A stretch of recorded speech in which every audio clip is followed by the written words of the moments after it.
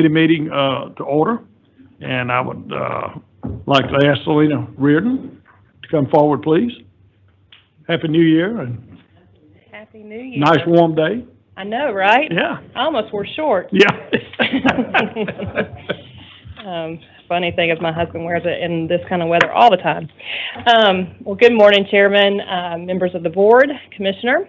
Happy New Year again. I am Selena Reardon, for those of you who do not know me, Director of Finance for a little while longer.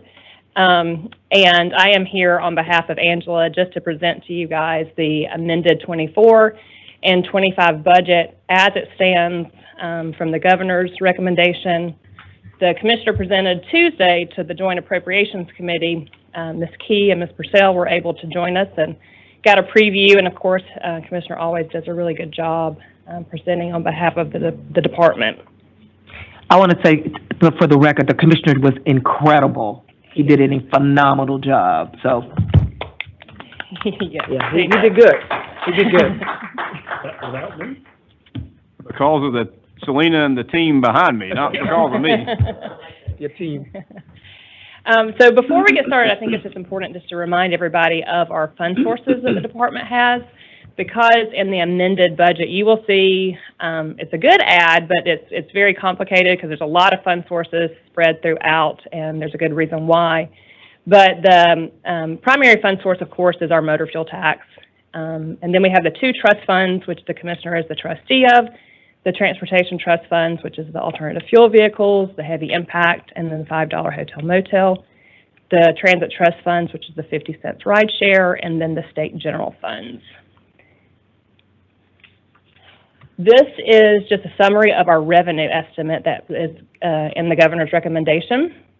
And I'll just point out that we had a $57.9 million add of excise, which reflects the interest the department will receive.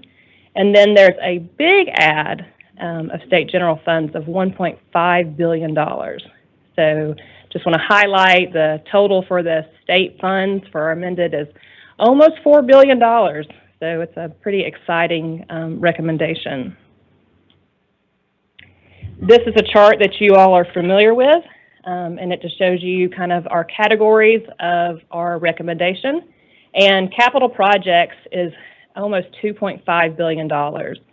That's roughly 63% of this recommendation. And that is made up of your capital construction, capital maintenance, local roads, and then a new program that I'll talk about in just a minute. So again, that's 63% of our the recommendation. The next largest being routine maintenance at $527 million, and that is 13% of the recommendation. Your general operations is at 7%. That's your admin, program delivery, data collections, traffic management, planning. LMIG is also a pretty high number this year at $418 million, which is almost double of what it has been. And that is at 11% of the state funds. Our general obligation debt at $110 million, that's 7%. Intermodal is at $68 million, is 2%. And then payments to CERTA and the ATL are both 1% or less. So just to highlight, like I said, there's a lot of fund sources distributed throughout the programs. And this just shows in the House bill order, if you ever go and read it, how those funds are reflected. So capital construction has, of the $57.9 million add of excise, $8.5 million is going to capital construction. There was no changes to the transportation trust funds. For the state general funds, remember that $1.5 billion add, $659 million was recommended to be put into capital construction. Like Ms. Key said, the Commissioner did a wonderful job just explaining some of the issues that the department faces with just continuing increased costs. So this will help with those, to combat those increases, and just also continue just to deliver our existing projects in the pipeline. Data collections and a lot of the other programs, all of our programs where our personnel reside in, you will see state general funds. and so you see a $26,000 add in data collections. What this is the governor gave state employees at the end of this last year a $1,000 one-time salary supplement. And so that payment was already made in December, and so you'll see state general funds throughout all of those programs to make the department whole for that. So we're very appreciative of that, of course. And admin, again, you'll see the state general funds, but there's also an addition of $3.7 million of excise. And this is going towards increased IT cost, just like everywhere we're seeing just increases in cost. And then we're also getting ready to replace, I think Angela has spoken to you guys about that, but our statewide HCM system and financial system, we're going to a new system statewide, so it'll help us give us some resources to plan for that and the implementation. And then we're getting ready to replace our T-Pro system as well. So those costs will help in those areas. The MIG has a $5.7 million add of excise, and that just brings it to the 10%. And then another large add that I had talked about in the chart is a $200 million add to the MIG and of state general funds. So that almost doubles that program, which is a really good add for the cities and counties. Again, just like us, they're seeing increased cost, and so a big, great add for them in that area. Planning is just the state general funds for the supplement, ports, same thing, program delivery. But program delivery also has a $4 million add in there for just increased operation costs, but also to continue recruitment and retention efforts in that program. That's where most of our engineers and designers, et cetera, reside. Rail, there's a $2.3 million add in rail, and this is made up of several different things. There's a $1 million one-time funding, which is the state match for federal dollars. It's a FRA requirement, mandate, to update the rail plan every 5 years, and so that $1 million will match those federal dollars for that. And then there was a little over $2 million add for just operations, making the distinction of funding for what's in the bill for the locomotive diesel funds. And then there was an additional $102,000 for some match for some federal dollars for the state safety oversight as well. The larger part of our excise increase, of course, went to our routine maintenance program. That also is to help combat increased contract prices, and then the state general funds for the salary supplements, as well as traffic management had the state general funds. And then the $3.4 million of excise for traffic management is for HERO, continued recruitment efforts for our heroes. Our numbers are increasing, but we still have work to do, so we're going to continue those efforts. And there's just additional costs associated with the 811 program, which is the utility location services that the department is required to pay for. And then some additional dollars to provide for some safety projects. Transit, there was no changes to the transportation trust funds or the transit trust funds in the amended. There was a small add for the salary adjustment, but the big add here is the new program, which is the Freight Infrastructure Projects Program. So this is a brand new program, and I'll read you what the bill says. It says to provide funds for capital infrastructure projects that enhance economic development while promoting freight logistics, efficiency, and safety. The commissioner had mentioned planning just now posted their 2024 freight plan, and which is a business-focused analysis, and it builds on the work the Joint Study Committee started back in 2020.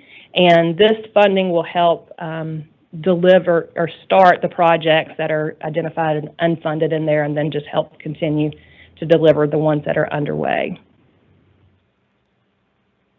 So that was my amended. There was a lot of information on that one. 25, you will not see as many fund sources distributed. Of course, they're all the same, but remember the state general funds were spread throughout for the salary adjustment, so you won't see that. But we did get $113 million of additional funds in the base budget, of which $73 million is for the excise.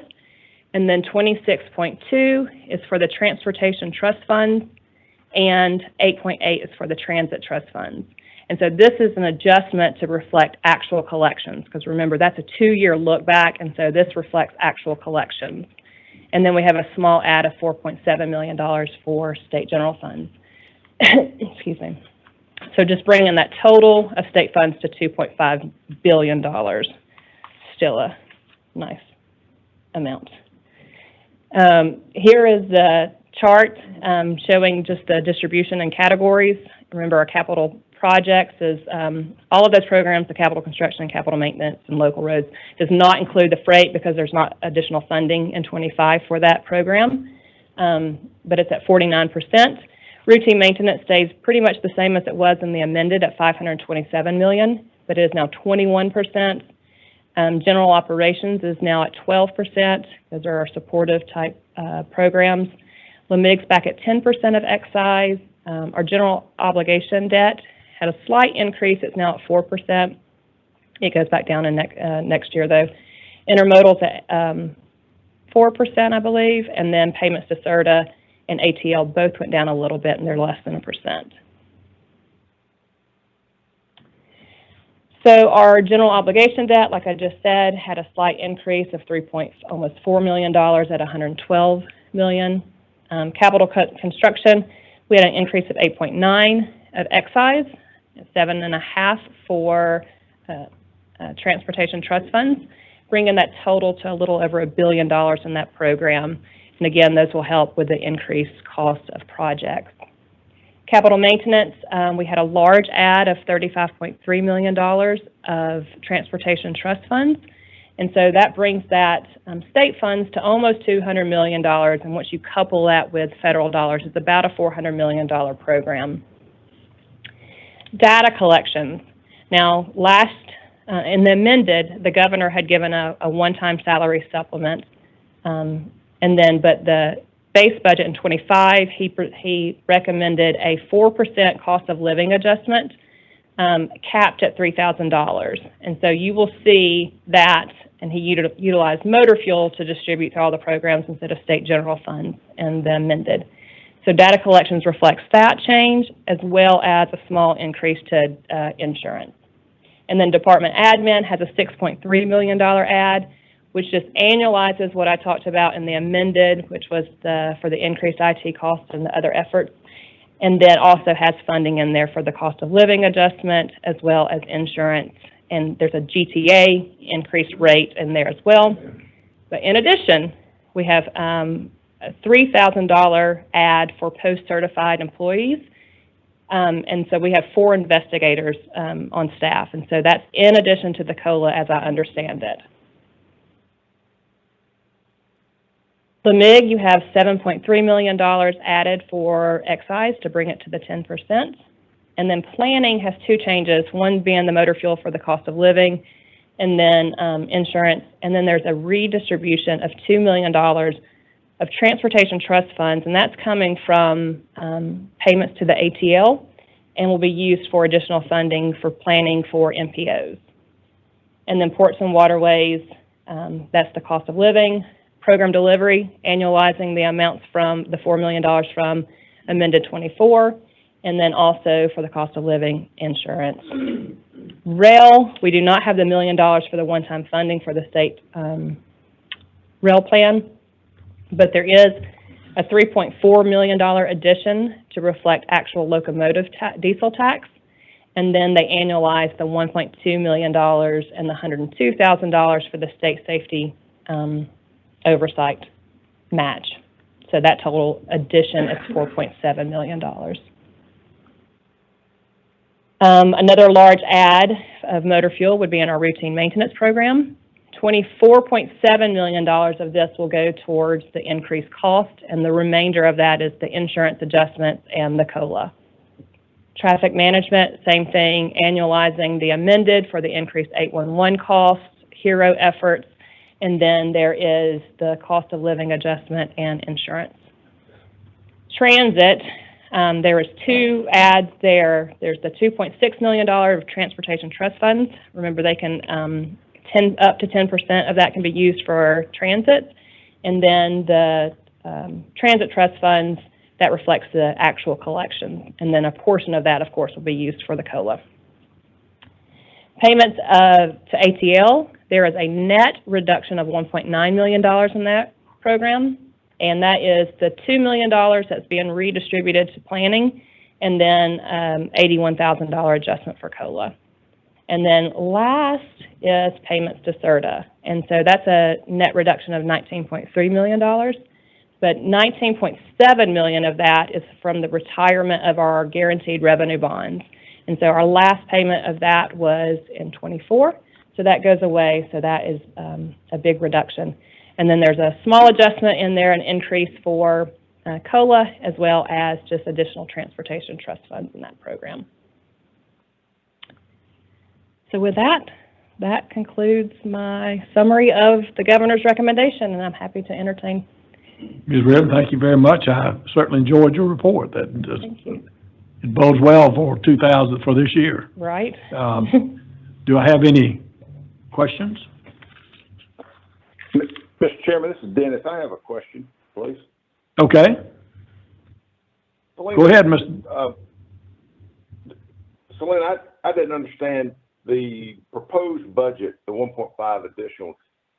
Was that inclusive of making us whole on the suspended motor fuel tax, or is that in addition to? That's in addition to. Okay, thank you. Makes a big difference, doesn't it? It does. We were happy. Any other questions or comments? If not, thank you very much. Thank you. Yes, ma'am.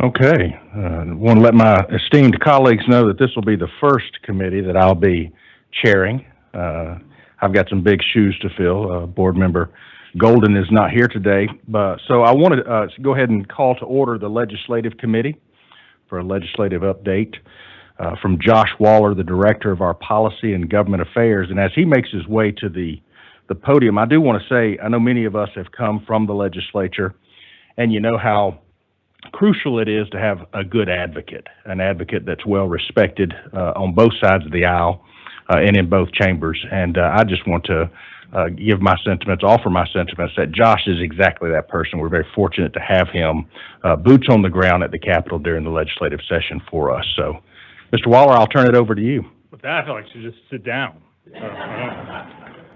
Thank you, Mr. Chairman, members of the committee and full board. Thank you for the opportunity to give you what will be a relatively brief update because we're just at the start of the General Assembly session. So we'll take a look at the calendar like we always do, and then we'll do a little bit of a session outlook, talk about some of the issues, and then we'll wind up with a little federal update, which will be not surprising, and that's unfortunately so. Jumping into the calendar, one of the very first questions that's on everyone's mind underneath the Capitol once session starts, and I think both inside and outside the Capitol, is when will it end? So for the second year in a row, the General Assembly has been able to get together and adopt the full calendar for the session. At some point we might, a typical year in the past, we might not know when sine die would be until mid-February, and they'd set a little bit of the calendar at a time. So being able to have a full calendar helps the General Assembly, will help y'all obviously with delegations and so forth. So you see today we're the 18th, so we're in the second week of the session. The first week, was kicked off they kick off the session, the Eggs and Issues breakfast hosted by the chamber, usually on the Wednesday morning, that gives a big preview of some of the major components of like the governor's initiative, the speaker's initiative, the lieutenant governor's initiatives. And then the governor does a State of the State on Thursday, which he did this past week. This is the budget week, so as mentioned, the commissioner presented to the Joint Appropriations Subcommittee, or the Joint Appropriations Committee, earlier in the week, and they had all the agency heads, including the governor, come and talk about the budget. As you look to the whole schedule, the February the 29th, they made full use of the leap year this year. If you notice, you're like, wait, 29th, yep. That's crossover day, so as just that reminder, that's the last day that a bill, an SB and HB, a bill itself has to pass at least one chamber to be able to live for the rest of the session. That doesn't mean the contents of that bill can't find its way onto another bill that crossed over, but that's basically means that after the 29th, if that bill has not passed one of the chambers, that bill itself is dead. So they said a little bit earlier, gives a full month. Some will say the Senate particularly appreciates having a little bit longer time because there's a lot more House members than there are senators, so that gives them more time to wade through the House bills. One of the things that when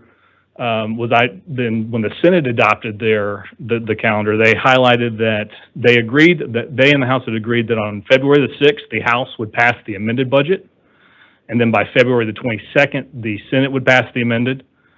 Then by crossover day, the House would adopt the full budget, with the Senate passing it by March the 21st. So giving sort of that almost a full week before the session ends for them to do conference committees. So as we look to the week ahead, we expect the House Transportation Committee's House Appropriations Transportation Subcommittee will meet on Monday. Then we'll have a House and Senate meeting later that day, just the Senate Transportation Committee, their first meeting of session. And then the House will meet on Thursday. So in terms of the outlook, obviously you just saw a presentation from Selena about the historic $1.5 billion in transportation funding, which is incredible.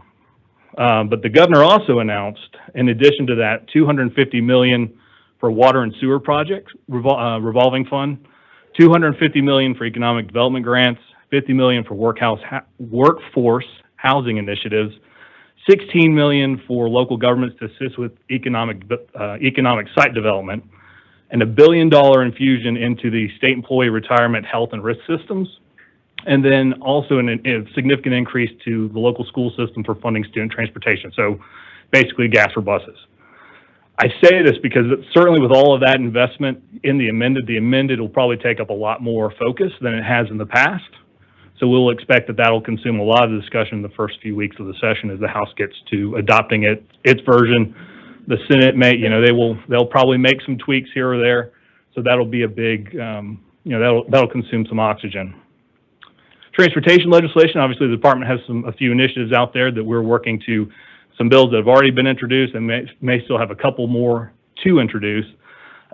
Freight, I'll say out this, the sense from the committees, freight is a huge focus. I mean, freight is not going away. So that's going to be one of those topics that they're going to continue to focus on.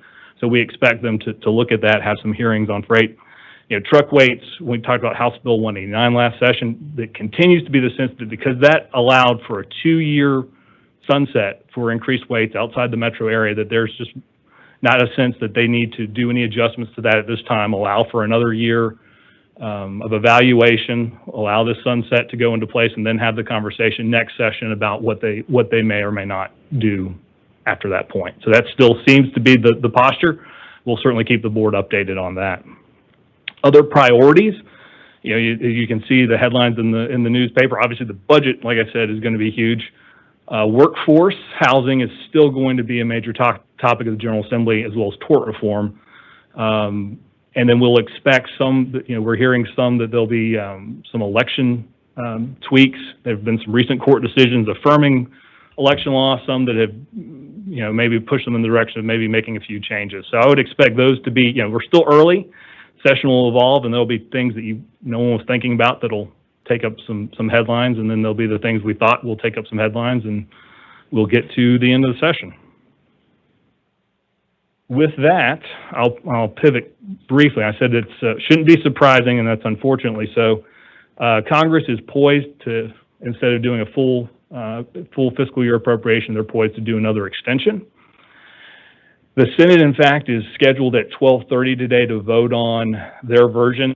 Right now, they've divided a little bit different than previous years. They've taken Federal Appropriations Act, instead of doing in one bill or one timeline, they broke them half and half. So transportation, the U.S. Department of Transportation, FHWA, all of those agencies underneath USDOT, funding runs out at the end of the day tomorrow.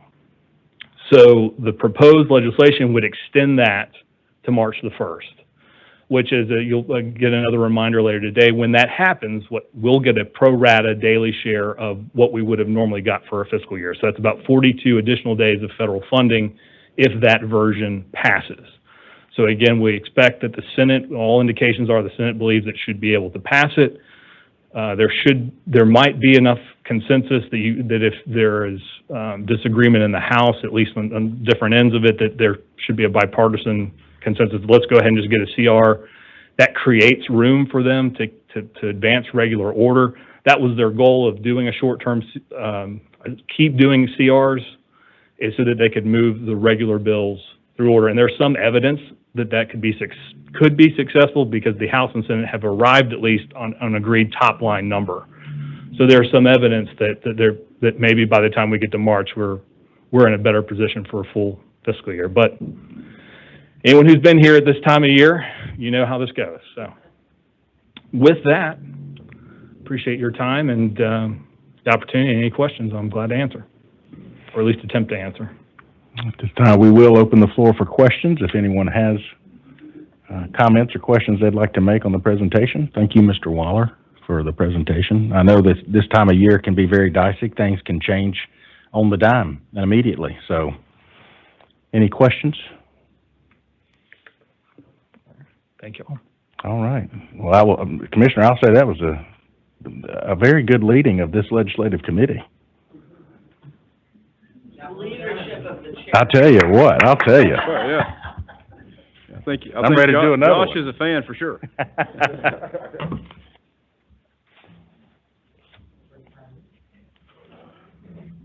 I'm all about being on time. Mr. Chairman, if it's okay, I'll go ahead and start the Intermodal Committee meeting. Okay. Good afternoon, folks. Yes, I'm on time. At this time, I would like to call the Intermodal Committee to call the meeting to order. We only have one item on our agenda for today, and that is a statewide transit plan initiatives update by Patricia Smith, our transit program manager.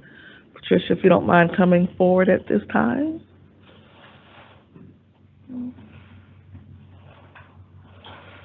Good morning, everyone, to the committee chair, the intermodal committee members, State Transportation Board, as well as the commissioner.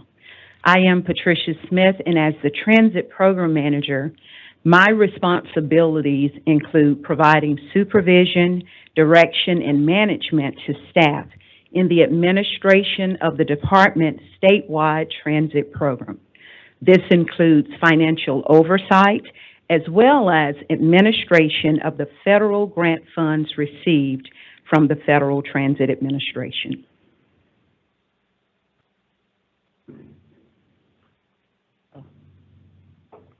Okay, so on the screen, I have a copy. I'm sharing the organizational chart for the GDOT transit team, and this also includes the program resources that provide support to the transit program. Here in Georgia, as of December 31st, we currently have transit in 130 of the 159 counties that's in Georgia that provide public transit. Out of the 130 counties, 77% of those counties are served by rural transit. And as of December 31st, we included transit expansion to Jasper and Oconee counties, and I will provide additional updates on that. GDOT is the state's designated recipient for Federal Transit Administration rural and small urban transit and planning grant programs. In federal fiscal year 23, a total of $70.6 million in FTA funding was apportioned to the programs administered by GDOT to support transit and planning across the state's rural and small urban areas. That includes planning, which received $3 million, and this is for metropolitan planning as well as statewide. That also includes small urban, and this is for areas that have populations between 50,000 and 200,000. A total of $26.9 million was distributed to them, and this is for fixed route systems. Also for rural transit agencies, a a total of $25.7 million, and this is for areas with populations less than 50,000. This also includes demand response.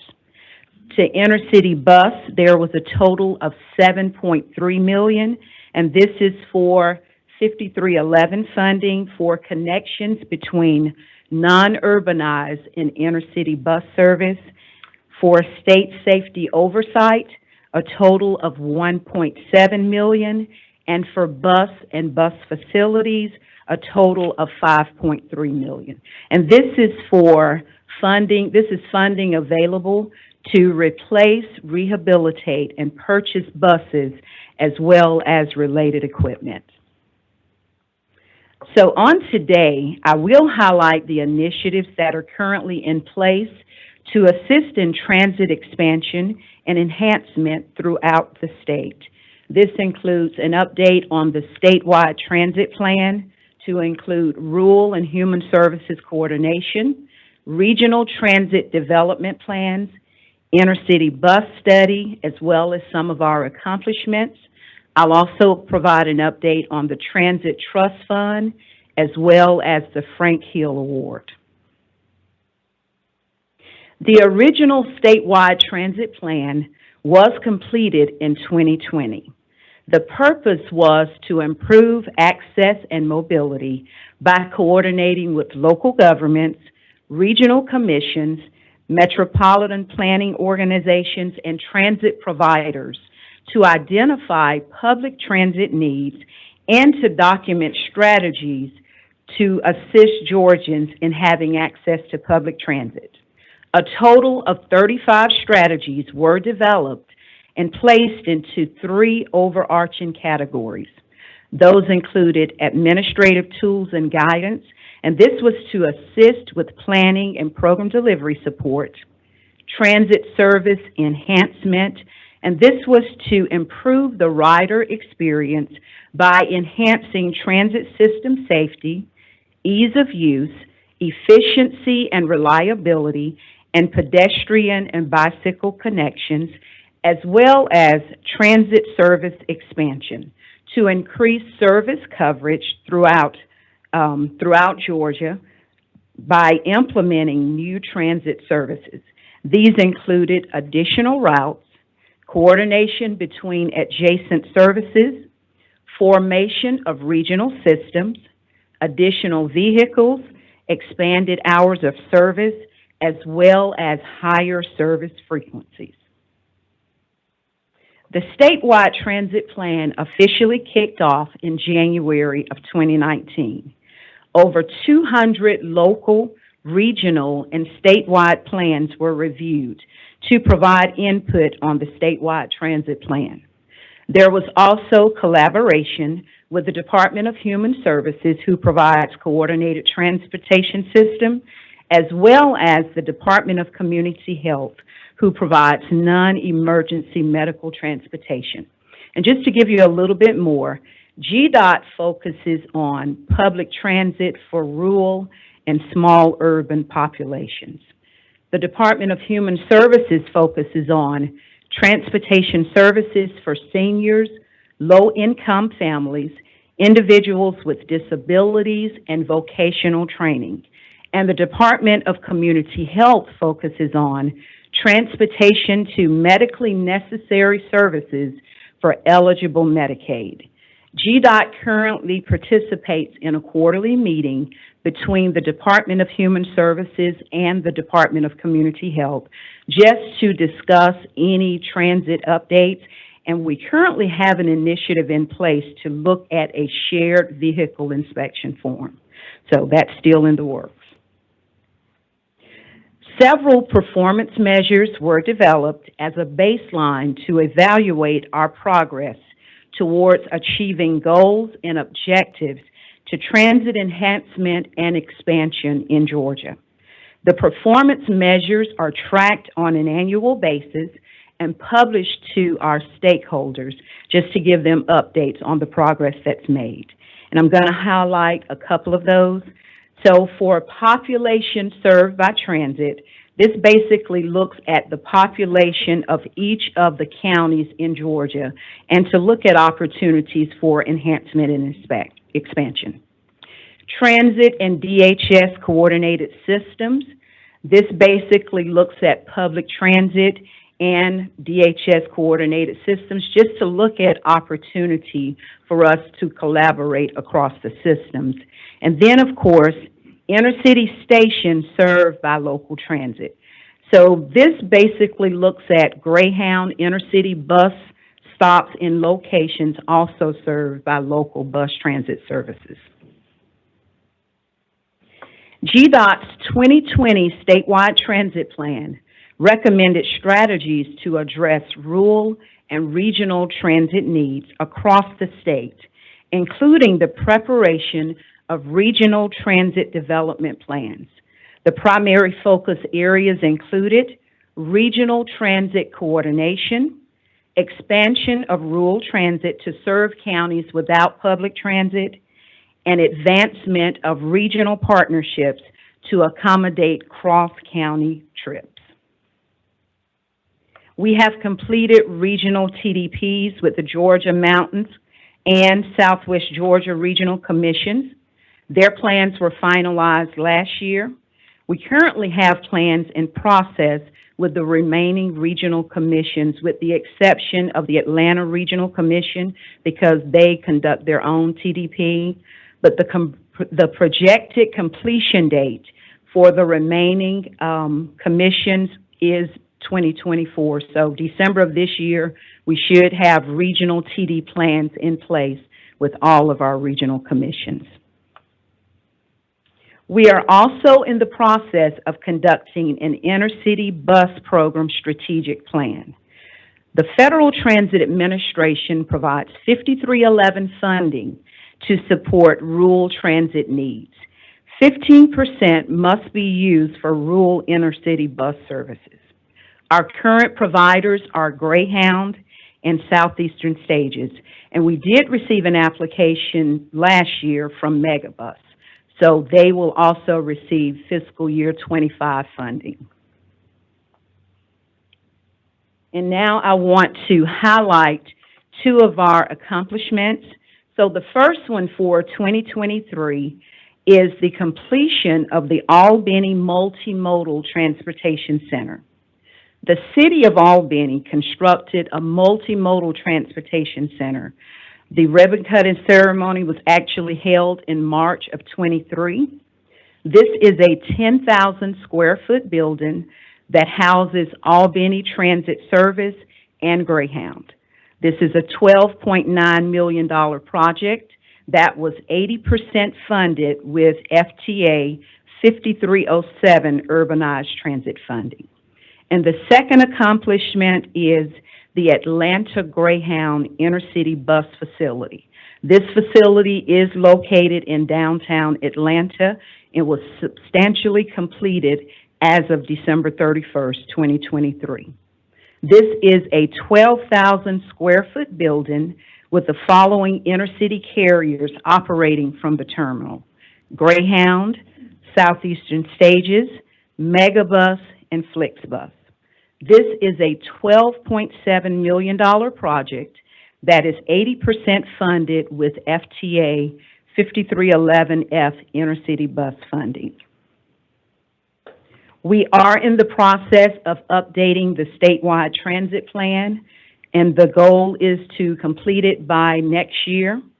The initiatives will include continuing to guide the future direction of transit, development of a roadmap to transit for any of our counties that don't currently have transit, to address new programs from the bipartisan infrastructure law. And the four key priorities of this law include improving safety, modernization, climate, and equity.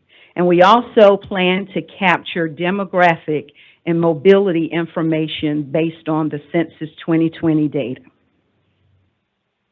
Okay, the next update I'm going to provide is in regards to the Transit Trust Fund program. So just to give you a little background on this program, it was launched by GDOT in January of 2023. This program uses a population-based formula based on 2020 census data to distribute state funding to Georgia counties outside of the 13-county ATL region, with existing transit service to further support public transit across the state. The Transit Trust Fund program is funded by the Transit Trust Fund. The Georgia General Assembly passed House Bill 105, which established fees on for-hire ground transportation service intended to fund transit projects within the state. Eligibility for the Transit Trust Fund program mirrors the requirements of the Federal Transit Administration and includes operating, capital, and planning projects. For fiscal year 23, my apologies. For fiscal year 23, we distributed a total of $8.5 million. And for fiscal year 23, we conducted virtual informational sessions with each of our subrecipients just to introduce them to the program, to provide the guidelines, the eligibility, the timeline, and we also updated our website. Since there were time constraints in place, we had a very quick turnaround within which to get the documents in place, to update the website, and to disperse the funding.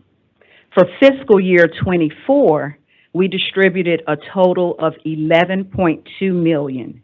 This gave us an opportunity to look at the lessons learned from 23 and to tweak the process. Some of the accomplishments as a result of fiscal year 24 include, in Morgan County, Social Circle was planning to stop transit services.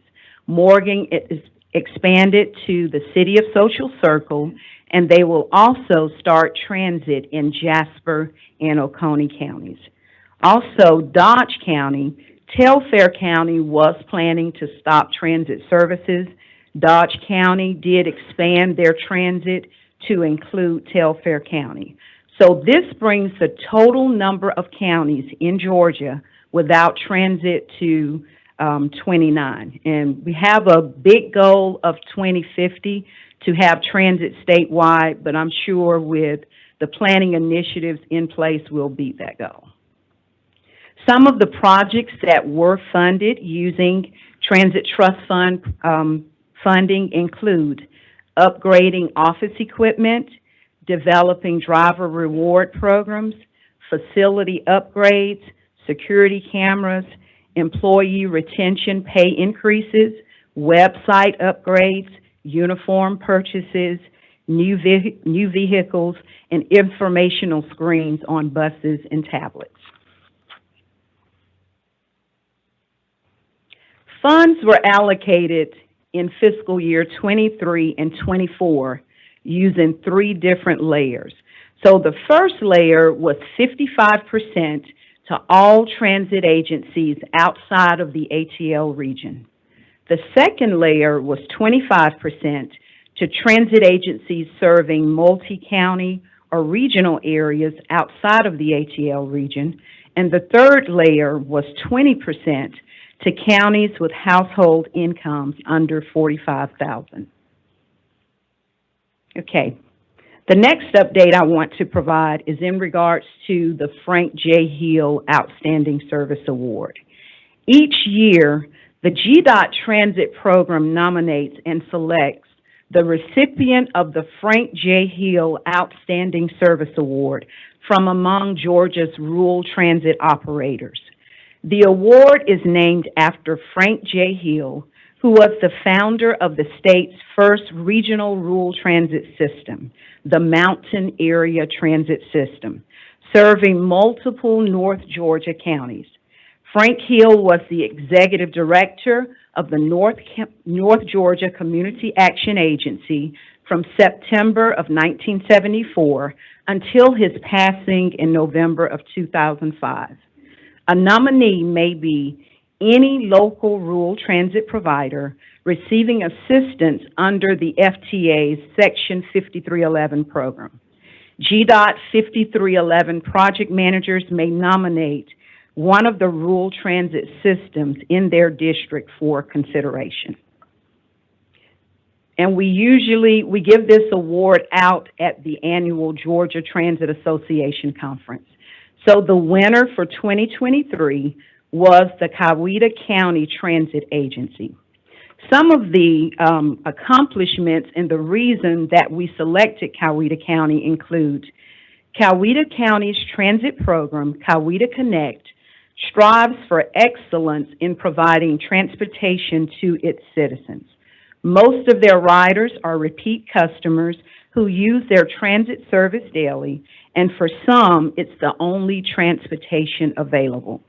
On December 14th of 2021, the Coweta County Board of Commissioners approved a resolution to create the Transit Citizen Advisory Committee, consisting of 9 members who represent the interests in the community organizations. Okay, and that's my update on transit. Are there any questions? Yeah, that was very thorough, Patricia. I don't know if we've had a transit update in a while, so thank you so much for doing that. You're welcome. I did have one question. It was just more curiosity than anything. Okay. Where is that new Greyhound station The one for, in the city of Atlanta? it's in the downtown area. I don't have the actual address. It's very close to Garnett Mart Station. Is it near where the old station was? Yes, Oh, okay. That's very nice. thank you. Any other questions, comments? Madam Chair? Yes, sir. I just want to especially thank Patricia and her team. They're doing amazing work. The work of working on regional and cross-county trips is just vital. And as you saw, we've checked 2 boxes so far, got more to do. And to see transit providers previously were really focused on their municipal boundaries or their county boundaries, which trips don't stop and start at some line on the map. So that's been tremendous amount of work. And then, so I appreciate the work there. And then again, the Transit Trust Fund, a whole new program, and to deploy those dollars quickly last year and this year, this budget year already here we are, in the January and halfway through the budget year, and already got all those dollars accounted for and out the door, so to speak. So a tremendous amount of work. That was on top of all the Federal Transit Administration grants they administer to begin with. So all good work is rewarded with more good work. So just wanted to give a shout out to her, Patricia and her team for a fantastic job. Thank you, Patricia. Thank Very you. good, very good. Thank you so much. Okay, you're welcome.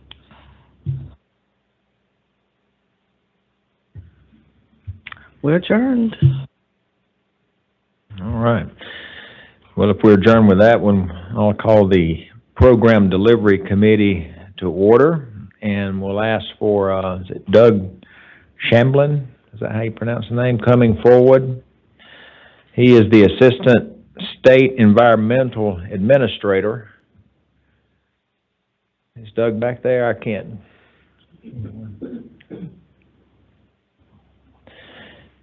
Is there anyone else might be standing in for that? Sounds like a very colorful program he's going to be presenting. We don't want to learn about bats.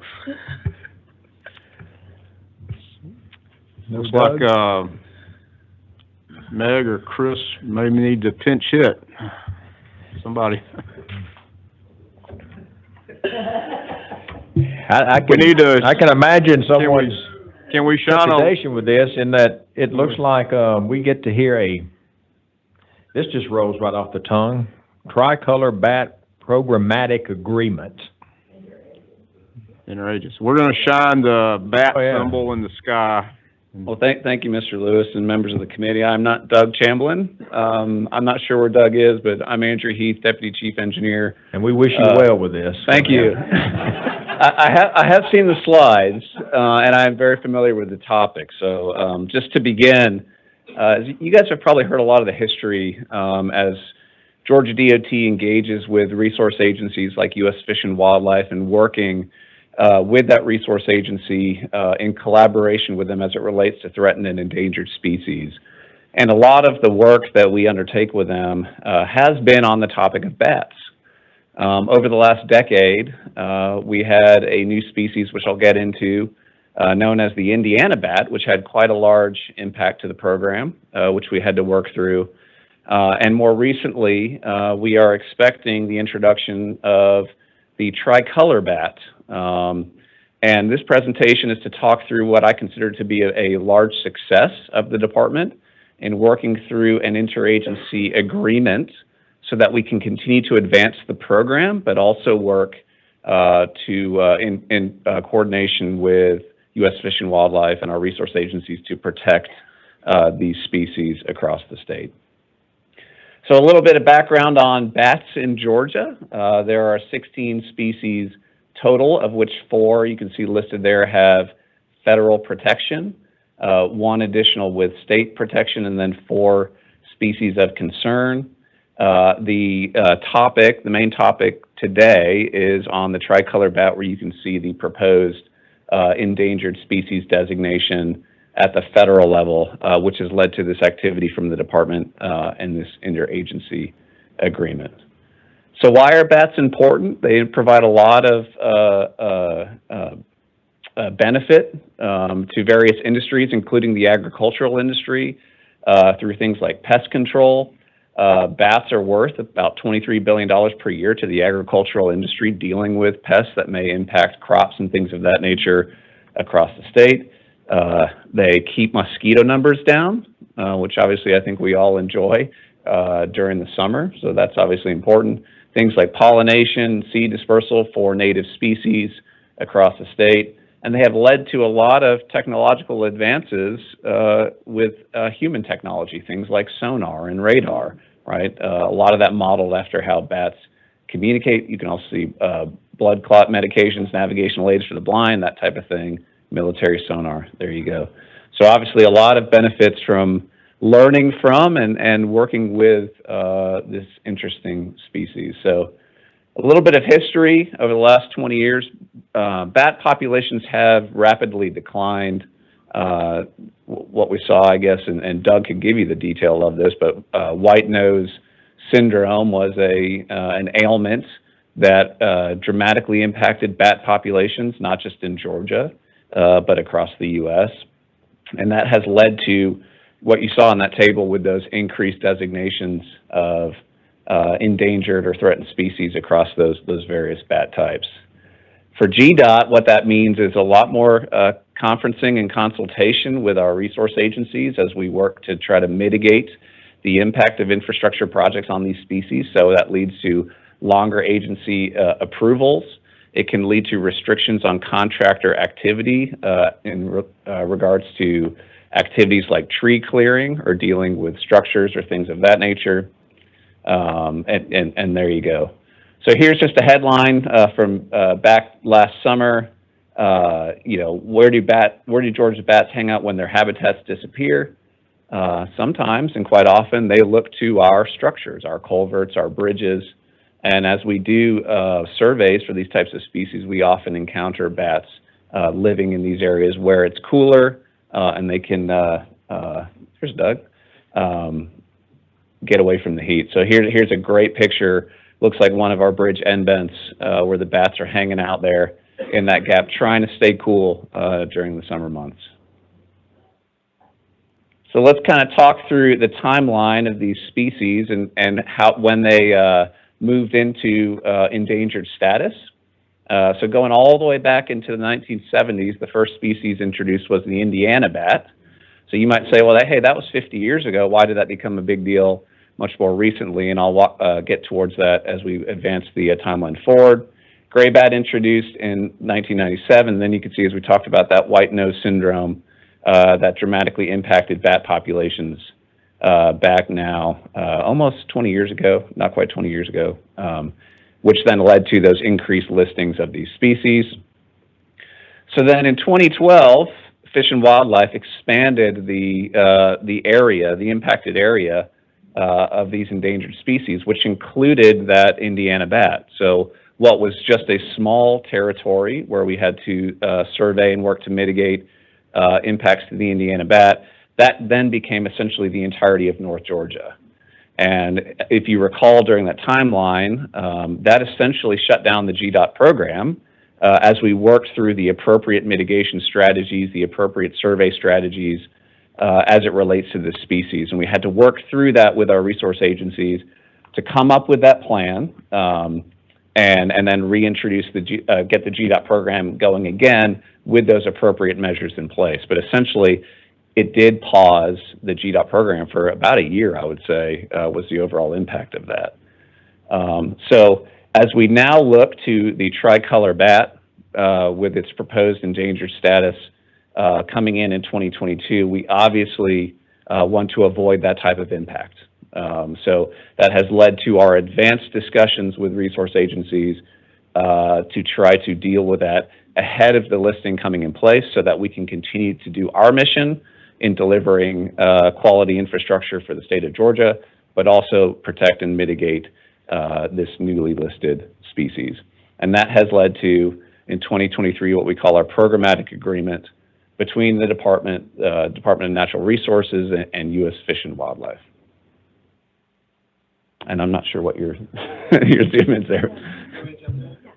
Go ahead, Doug. Yeah, come on up. I apologize. There was a misunderstanding on the time. I thought we were in the afternoon, but thank you, Andrew. And I think Andrew filled in and did it better than I envisioned it. But we'll go with this. Start with the 2012 year, a big year for GDOT, as Andrew mentioned, a shutdown in our work program, and it all boiled down to essentially a single bat that was found in North Georgia. Fish and Wildlife Service was already highly vigilant on declines in populations due to the white nose syndrome, and that single bat gave them an opportunity to do some modeling and revise the range for the Indiana bat. And this was devastating for those in environmental because overnight we went from having 2 counties where we had to have minor conversations with resource agencies to suddenly having 30 counties, the entirety of North Georgia. And that, not only that, at the same time, they were asking for much more detailed information on each project. Prior to the white nose syndrome, all we really had to do was say we didn't have any known records of bats, but now they wanted us to do surveys, very labor-intensive surveys in the field that we didn't have any consultants in Georgia able to do. So that was part of the delay, was bringing consultants in from out of state to do a type of survey that we hadn't done in Georgia. And Andrew is right, as a year delay, minimum year delay on over 100 projects. And then we're going ahead to 2022, where some of us were seeing flashbacks with the proposal to list the tricolor bat as endangered. This bat is unlike the other bats. It poses additional challenges for GDOT because it's in every county. So you recall the map showing 30 counties. Well, now our area where we have to consult with Fish and Wildlife Service essentially means we have to convince them that we've done all we can to avoid and minimize harm. Now our area has gone from that swath in North Georgia to the entire state. It's also active throughout the year. One of the main ways we avoided harm on other bats is through restrictions on seasonal work, such as tree clearing could only be in certain months. That's a lot more difficult with the tricolor bat. In parts of the state, it can be in those trees throughout the year, but it also really favors our structures much more so than the other endangered bats. So this is really pretty much a perfect storm of potential to relive 2012 for GDOT, but only on a statewide scale instead of a third or a fifth of the state. So we're working hard to assure the agencies on each project that we're not having harm, but it's becoming more and more difficult. And that agency consultation, convincing them we're doing all we can and that we're not having harm, takes much longer on these types when you have a bat that's active throughout the year and likes our structures a whole lot. So delays, that's what we saw, delays. So needless to say, a lot of us were trying to cover our eyes and say, please, not another 2012. So in response, what we did was begin a conversation with all the agencies on how can we address this species for the entire program, and meanwhile also address all the endangered bats, not have to have conversations on every single project. Collaborated with the U.S. Fish and Wildlife Service. It's primarily their responsibility to protect endangered species. Also, Georgia Department of Natural Resources, as we'll discuss, Federal Highway Administration, a big player, and U.S. Army Corps of Engineers. This was an intensive collaborative effort throughout 2023. We held bi-weekly meetings. These were intensive working meetings. Many parties contributed writing to the agreement. We were negotiating procedures with these agencies as we went and checked off one part after another. And by the end of 2023, right in December, we were finished with the agreement, and it was signed in just a couple weeks ago in January. So what does this agreement do for GDOT? And what does it do for bats? Because I think the main theme of this is that we both benefit. So that streamlining of environmental procedures is what GDOT is going to see where it's going to see the greatest benefit. We are not going to have the delays we had in 2012. Well, there's also restrictions on contractors that are lifted. There was going to be 6 months out of the year where no tree clearing could occur and where there were limitations on work on bridges and culverts. Those have been lifted through this agreement. So now the full year is back in play. This is a really big one here, the flexibility to incorporate future listings. Now, on the earlier slide, there were 4 species of bats that are not currently listed, but are species of concern in the state. It's widely expected that at least one of those will be federally listed in the next 2 to 5 years. So we're not worried in the least with our program based on this agreement. It is the first of its kind in the U.S. There are other states kind of working on similar approaches, and as we finished first, we also had some national representatives from Federal Highway involved in the conversations. They're trying to learn, and they also provide guidance, but that this will be shared with other states, and something similar may roll out on a national scale eventually. A centerpiece of this agreement is funding that will be provided to the Georgia DNR. This is funding for conservation of bats. You could look at it as a form of mitigation to offset tree clearing that we do. If we clear trees, we're going to provide funds for DNR to purchase and preserve land. We'll provide a value that's based on what USDA says farmland is worth, and it's roughly $4,000 an acre in the state. We will have some slightly higher payments if our tree clearing occurs during sensitive periods for the bat, sensitive periods for their biology. And Georgia DNR already has a plan for what lands they're interested in. It's a plan that was not developed because of our agreement. It was already in development through their state wildlife action plan. So they know they'll be very targeted on what what land they attempt to purchase. They're looking for large tracts of forest that connect with other preserved areas to get the biggest bang for the buck on that, on their investment, or all of our investment. In long term, we're hopeful that this investment will allow the bats to recover, and then once they're off the Endangered Species Act, we'll have less of a concern and fewer hoops to jump through. It's always the plan. And just to kind of bring it home, that without this agreement, we would be consulting with agencies on every single project. So consulting on the scale of the entire program is just a massive efficiency gain. And even if we were doing it on the project level, we would end up, we don't know what we'd end up with, it would vary, but we would end up with something probably more restrictive and some sort of conservation payment that very likely would be greater than what we agreed to.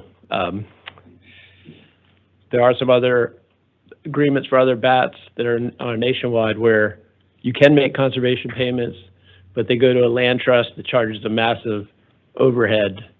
Georgia DNR charges us zero overhead.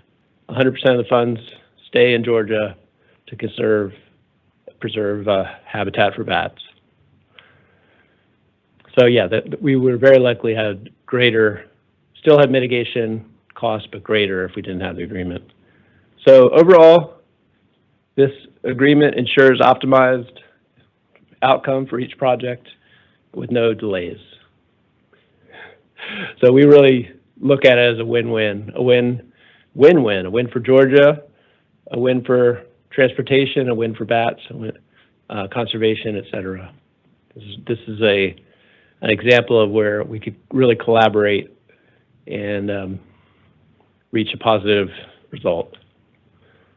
And here's just a quote from the U.S. Fish and Wildlife Service.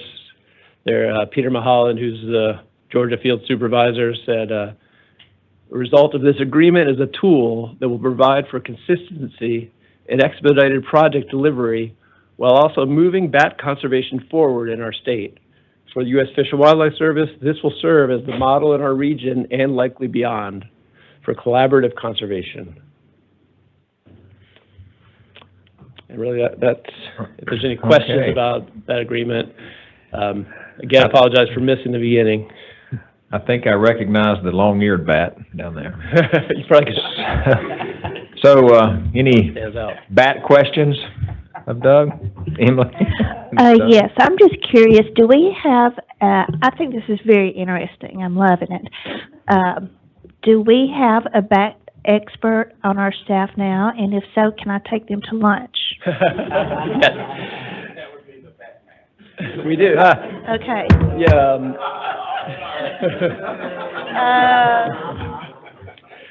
We have a bat expert, Ryan Polakowski, who is much more heavily involved in developing this agreement. And we also, our agency partners have bat experts, especially the Fish and Wildlife Service and Georgia DNR have bat biologists with a great deal of expertise. Yes, go ahead. Thank you, Doug, and Andrew, thank y'all so much.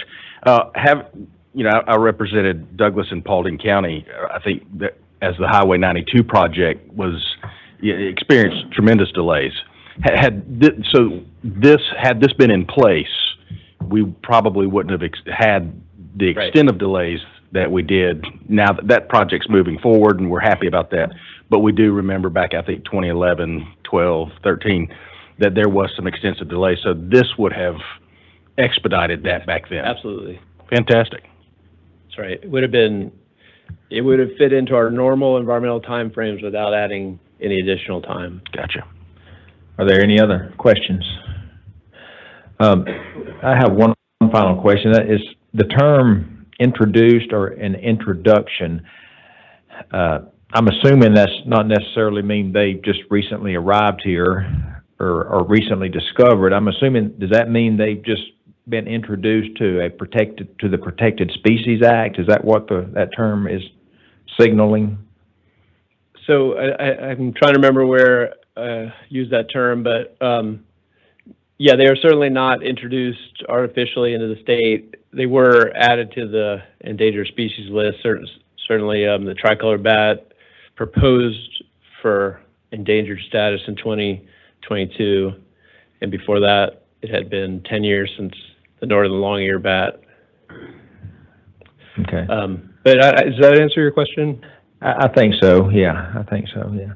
Or anything Yeah, we else? have not, the bats have not been brought in, if that was what you're worried about, as far as introducing from other areas, right? Okay. They've shown up on their own if they've shown up. All right. Well, if there's no more questions, we'll adjourn this committee. Thank you, Doug and Andrew. Thank you all. I really appreciate it. And thanks, Andrew. At this time, I will call the committee of the whole to order. And we have a safety presentation, ASHTO resolution, safe system approach, internal safety PSA. Sam Harris, if you would join us at the podium. And at some point, Kelly Roberts with our state safety program manager. All right. Good morning. Good morning. Thank you to the board, the committee members, and the commissioner for their time today. So as mentioned, I'm Sam Harris. I'm the Assistant State Traffic Engineer. I have several responsibilities, but one of the hat that I'm wearing today in introducing Kelly is for overseeing our safety program and the facilitation of our highway safety improvement funds to build safety projects throughout the state. So Kelly's going to do most of the presentation. She's going to go through several items. She oversees our safety program, the day-to-day in terms of the manager.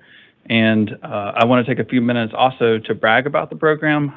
I serve on several national committees, either through ASHTO and through TRB, and I will say that Georgia is often brought up as one of the top states when it comes to safety programs. So a lot of states look at us and what we're doing and how we're conducting ourselves, so that is very much a positive.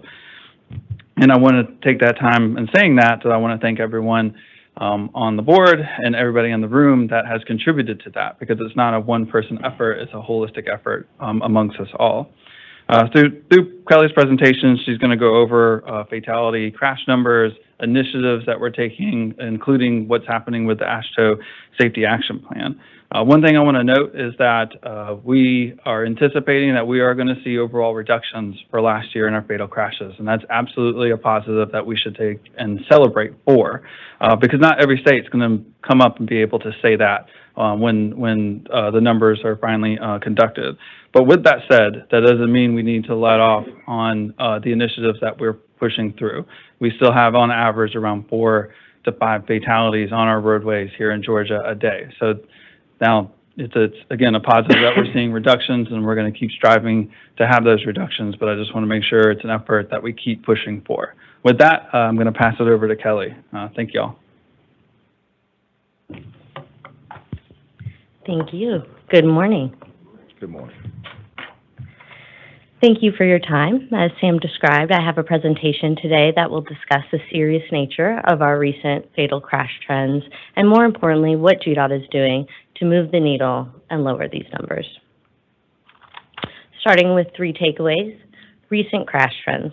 Crashes pose significant social, economic, and health concerns. Recent crash trends, both nationally and at the state level, highlight the need for enhanced traffic safety culture. 2, safe systems approach. GDOT is aligned with the U.S. DOT Safe Systems approach that aims to eliminate fatal and serious injury crashes for all road users by accounting for human mistakes and keeping impacts to the human body at tolerable levels. 3, innovation moving the needle. By leveraging technologies, collaborative partnerships, and data-driven decision-making, GDOT is working with agencies at all levels to strive towards 0 deaths.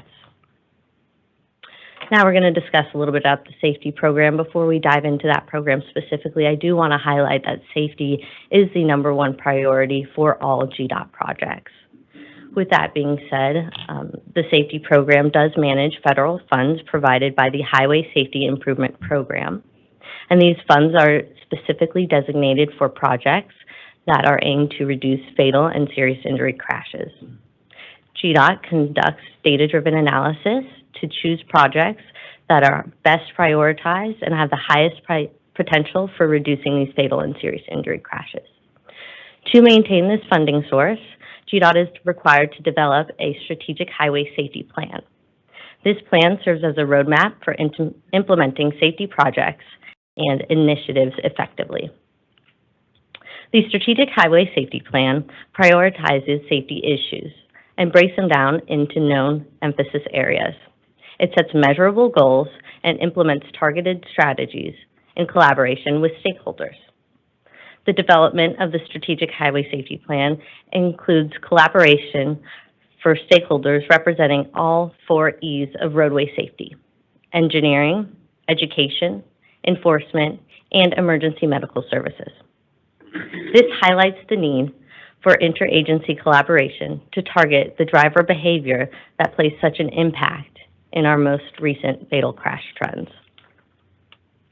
As we shift to discussing these crash trends, please note that every one of these numbers does represent a life, and the only acceptable number is 0.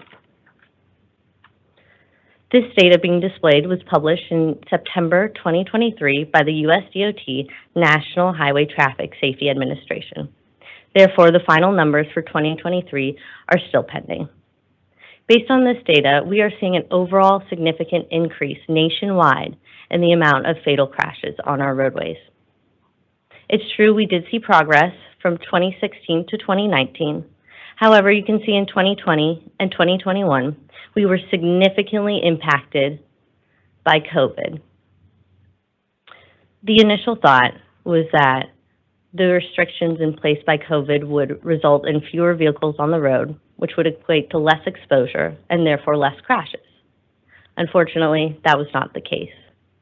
COVID significantly impacted driver behavior. People were extremely stressed, and unfortunately, that translated to their decisions behind the wheel. We saw an extreme increase in risky behavior, and most notably, speeding. We also saw an increase in distracted and impaired driving and a decrease in seatbelt usage. All of these significantly impacted the increase in fatal crashes. And in Georgia, we are seeing similar trends. Again, please note for 2023, we are still finalizing these numbers, so they are projected. Overall, we are seeing a decrease from last year, but over the past decade, there is a significant increase. We do follow the national trends in terms of making progress from 2016 to 2019, but again, we as a state were significantly impacted by the driver behavior from COVID-19. Taking a look specifically at 2023, you can see our most significant emphasis areas are roadway departure, lane departure, and pedestrian crashes. Taking a look, they account for almost 20% of our total fatalities. As we compare this most recent year to last year, we are seeing an overall 6% decrease, which is something to brag about. Not all states are seeing these decreases. We are also seeing double-digit reductions in both roadway and lane departure crashes, ranging from 11 to 15%. And this is a direct result of systemic infrastructure investments over the most recent years. Unfortunately, we are not seeing similar reductions for the pedestrian emphasis area, calling attention to focus on our most vulnerable road users. Pedestrian crashes are significant for 3 reasons. Pedestrians are overrepresented in fatal crashes.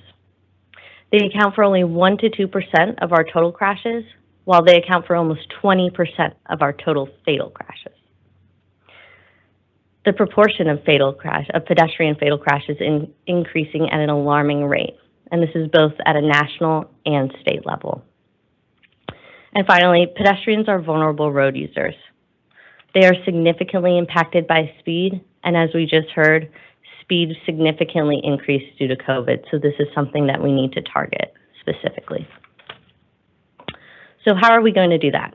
What is GDOT going to do to move the needle? Well, we have adopted the Safe Systems approach. The U.S. DOT National Road Strategy includes the adoption and promotion of the Safe Systems approach, which aligns with the Georgia Strategic Highway Safety Plan's mission of striving towards zero deaths. Within this strategy, there is a call to action, and GDOT is currently finalizing our response, detailing the required steps we plan to take to lower these numbers. The Safe Systems approach aims to eliminate fatal and serious injury crashes by accounting for human mistakes and keeping impacts to the human body at tolerable levels. It promotes the ideas that responsibility is shared, safety is proactive, and redundancy is critical. The following clip will further explain the concept of the Safe System approach.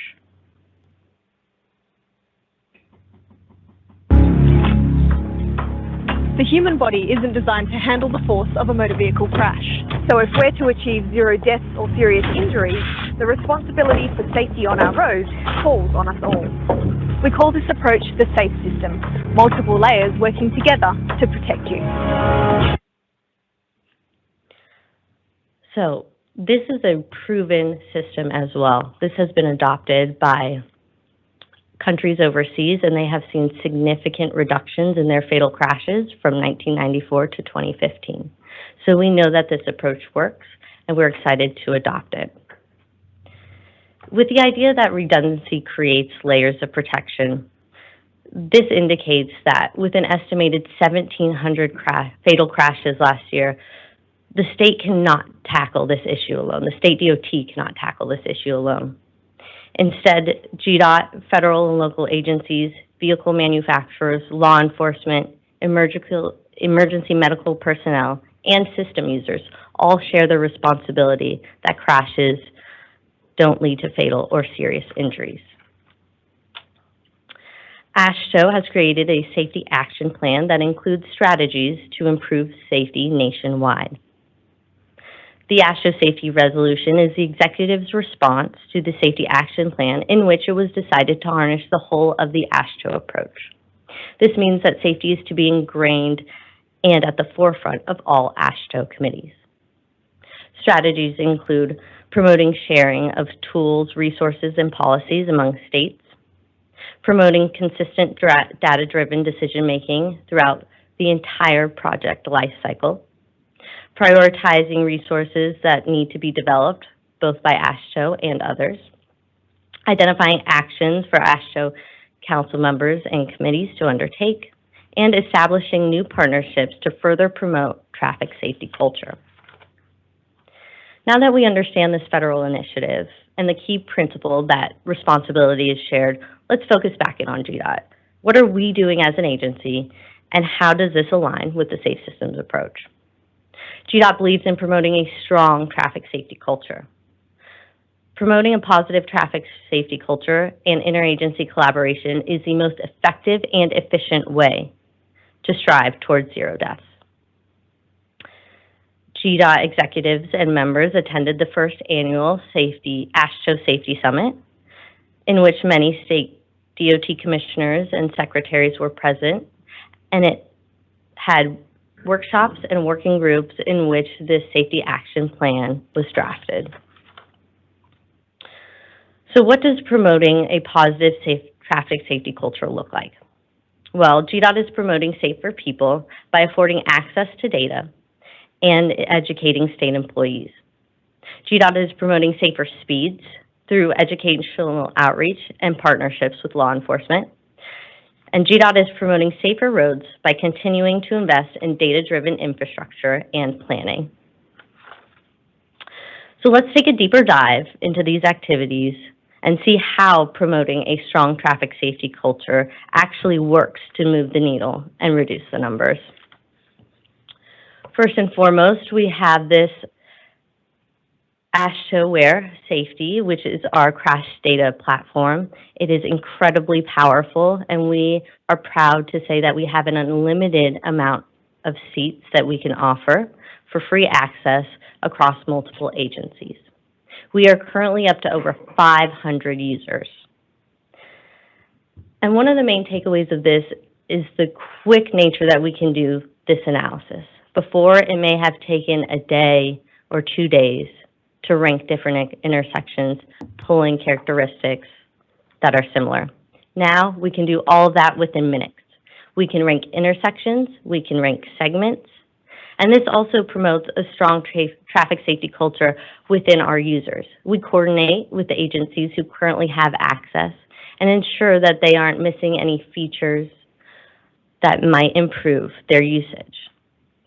I want to know that GDOT is currently a leader in the nation for this program, and we serve on a strategic nationwide board to help improve this crash data platform. Similarly, we also have a publicly available one for just the general public that is available through just a quick Google search of GDOT crash data. As you can see, it is the first returned result. Here's where that link leads you, and you just need to click View Dashboard. This link is also available in the QR code provided in the top right-hand corner. So here's an example of one of the, I think, 8 preloaded sheets that a local agency can look through. It is extremely easy to use, easy to digest the information. A user can click on any box and it'll rearrange the information. We also use this, again, as an opportunity to promote our traffic safety culture, and we have a promotion for Drive Alert Arrive Alive. So moving on to Safer People. Another aspect of promoting safer people is promoting traffic safety culture internally to GDOT employees. So in collaboration with the Governor's Office of Highway Safety, GDOT has developed an employee PSA. These educational videos are short, delivered directly to the employee, and there is a plan to expand these to all state employees outside of just GDOT. So here is an example. Being brought to you by the Georgia Department of Transportation in partnership with the Governor's Strategic Highway Safety Plans Executive Board. We want to remind you to practice safe driving when traveling on Georgia roads. Cognitive distractions involves thinking about something other than the driving or walking. These are the cognitive or mental distractions that take drivers or pedestrians' mind off the task at hand, safe driving, or walking. Distractions may include worrying about personal matters, dwelling on an intense conversation, or thinking about a to-do list while behind the wheel or walking along a road.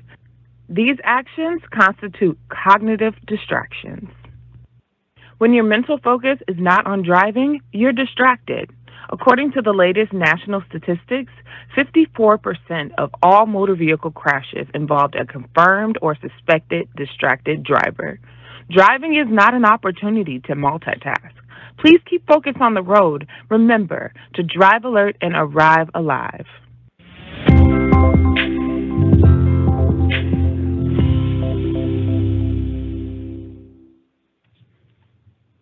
So very exciting that will soon be expanded to all state employees outside of the DOT. Moving on to safer speeds. GDOT is promoting safer speeds by using educational campaigns through our partnership with the Let's See 43 Foundation. So we partner with this foundation to host safe driving summits for high school students across the entire state. We have completed 11 summits, and it's estimated that we have touched over 2,000 lives through those summits. And we have 3 planned currently for 2024. You can see we have Lowndes High School in Valdosta, Clayton County Performing Arts Center in Jonesboro, and Madison County High School in Danielsville. Students are guided through a keynote presentation and 4 breakout sessions. These breakout sessions are presented by, again, agencies that are collaborating with us to promote a safe traffic culture. This includes a local trucking company, Georgia State Police, local, city, and law enforcement, and WellStar, Children's Healthcare of Atlanta, and local EMS. So this is the way that GDOT is harnessing interagency collaboration to move towards zero. Okay. Another way that GDOT is promoting safer speeds is through a partnership with law enforcement. We have cell phone probe data in which we can identify corridors where drivers are traveling higher than the posted speed. This allows us to coordinate with law enforcement so they can patrol those corridors and get the highest return of investment for their time, as well as the highest impact on the traveling public. This is an extremely important aspect of the safe systems approach, and another great example of agencies working together.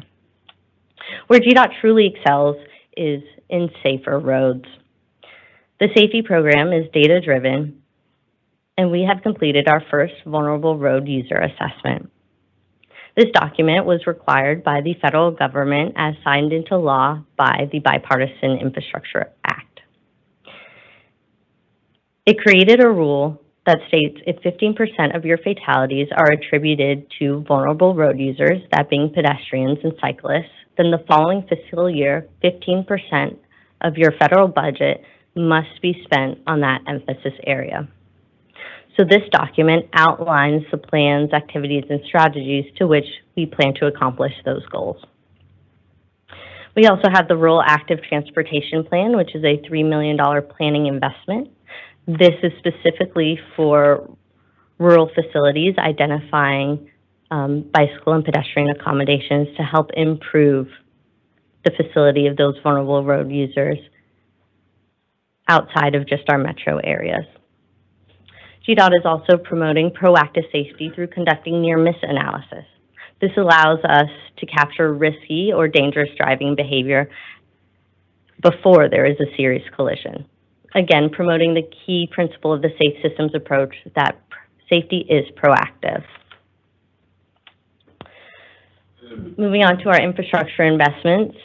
So our vulnerable road user assessment did identify $20 million in actual infrastructure investments for this following year. There's also an FHWA nighttime safety initiative that has a planned $5 million investment. This is a multi-prong approach that has both an urban focus to target those vulnerable road crashes and a rural focus to target those roadway and lane departure crashes. Remember from our earlier slides, 2023, that accounts for almost 90% of our total fatalities. So these are really targeting our most specific emphasis areas. We are also investing in systemic improvements. These are highlighting, again, the proactive nature of the safety program. We are investing in always stop improvements and sharp curve improvements.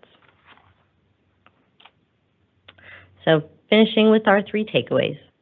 Recent crash trends. The recent crash trends are very serious and highlight the need for enhanced traffic safety culture. 2, the safe systems approach.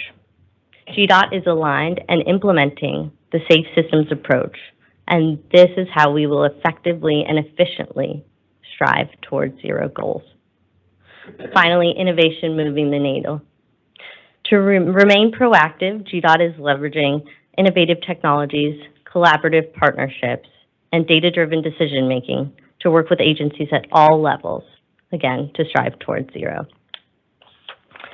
In summary, the GDOT safety program is a critical one that is aimed at eliminating fatal and serious crashes on our roadways. We aim to get there by harnessing the power of interagency collaboration and promoting a strong traffic safety culture to make data-driven investments that yield the highest return. Thank you for your time, and please let me know if you have any questions. I will recognize Jeff Lewis, please. Thank you, Madam Chair, and Kelly, thank you for that presentation and for the work that you and your team do, and Godspeed, and I wish you well with all that you're doing. 2 questions real quick. In the state of Georgia, the numbers you mentioned of fatalities, like the number you mentioned for the year 2022, does that just include state and federal routes in Georgia, or does that also include local roads and streets? That's all roads. That's all so roads. It does include Okay. local. The next question is, do you have any data that may show of those fatalities, how many of them were, say, 16-year-old drivers or young teenage drivers? Yes, we do, and we actually present those specific details in our Safe Driving Summits for those counties that we're targeting.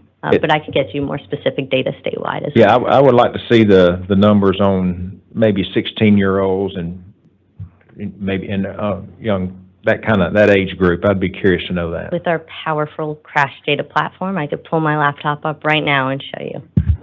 Well, And Kelly, you well, might, thank you. you might want to, share that with the rest of the board, because we all have an interest, totally in safety, but particularly with our young drivers. So if you can get those to us, each one of us, that would be great. And I'll recognize Mr. Rudy Bowen. Yes, ma'am. Thank you. Great job in presentation. Do y'all, do any work when you say safety, in your safety programs? Do you do any work in a certain weather, under certain conditions, like nighttime conditions, when you see crashes, and studying what's causing those type crashes, where it might be, I get a lot of complaints about when we have weather conditions like rain and you can't see the lines because of the conditions of the road, what that does to impact or cause crashes in those type conditions. Yeah, weather conditions definitely play a significant role in crashes, but I will say the most significant factor is driver behavior.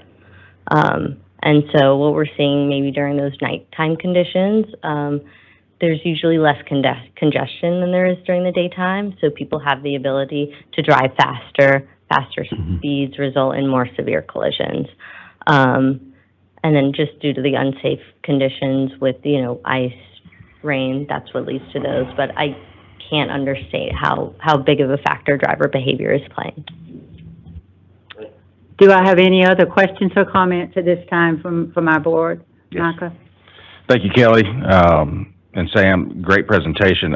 With a 15 and 16-year-old at the house, I too would be interested in the data that Jeff and Ann mentioned. Also, I would be interested if there's a portal or anything, the PSA videos, the small that you showed, if we wanted to share those on our social media platforms to get them out to our constituents, that would be great. Will do. Yes. Seeing no one else to be recognized at this time, I too want to say thank you to Sam and to Kelly. This has been a great presentation, and one I think that we need to hear even more often than what we do. We have some fantastic programs initiated to the safety for everyone that is out on our roads, and I think that this is very timely, and I'm delighted that we have the partnerships that we have throughout the state, in addition to what the GDOT is trying to do. If there's not any other questions to Kelly, thank you again so very much. And I would like to also say that we will be adjourning this committee momentarily, and we will be returning here at 1 p.m. for our board meeting, which will start today, and we would love to have each of you, join us again at 1 o'clock. Thank you so much, and this committee as a whole stands adjourned.